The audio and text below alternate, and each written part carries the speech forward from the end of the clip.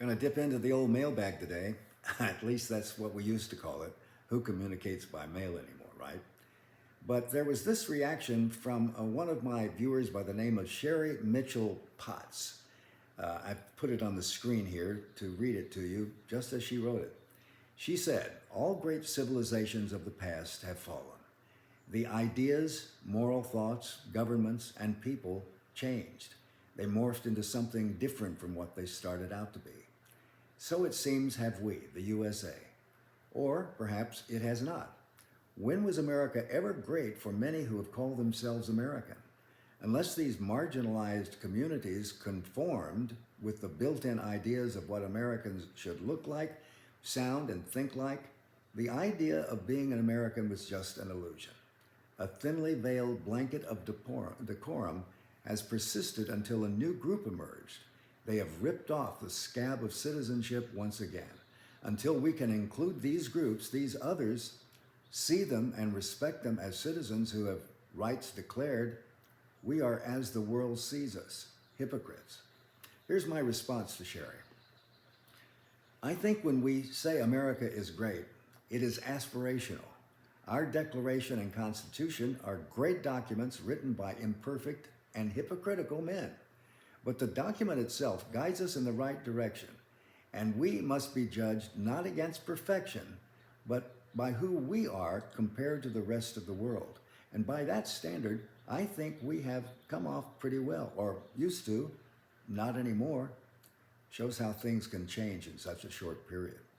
So that was my exchange with Sherry. I try to see as many of your comments as possible, and I do appreciate the support, so keep them coming.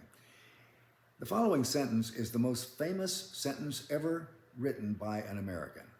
"We hold these truths to be self-evident, that all men are created equal, that they are endowed by their Creator with certain unalienable rights, that among these are life, liberty, and the pursuit of happiness." That, of course, was the opening sentence in our Declaration of Independence. It is the cornerstone of why we like to think of ourselves in such grandiose language as being, the greatest country on earth, etc., etc. Yet, it is built on a horrific lie. The man who constructed that sentence had 175 slaves. He later had a relationship with his slave mistress, Sally Hemings, with whom he had 6 children. Yet even in his will, he failed to include Sally Hemings among 5 other Hemings that he freed. At his death, Jefferson had 130 slaves and freed only 10. Thomas Jefferson knew slavery was wrong. He said as much. He was a brilliant scholar, but he was also an aristocrat, a wine connoisseur who lived the good life that his slaves provided him with. And he couldn't continue that life if he freed his slaves. Like other Southern planters, a good portion of his wealth came from his ownership of slaves.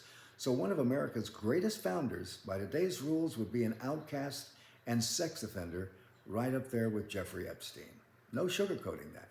It's now an undisputed fact that they even tell you about at the Jefferson Mansion, Monticello in Virginia.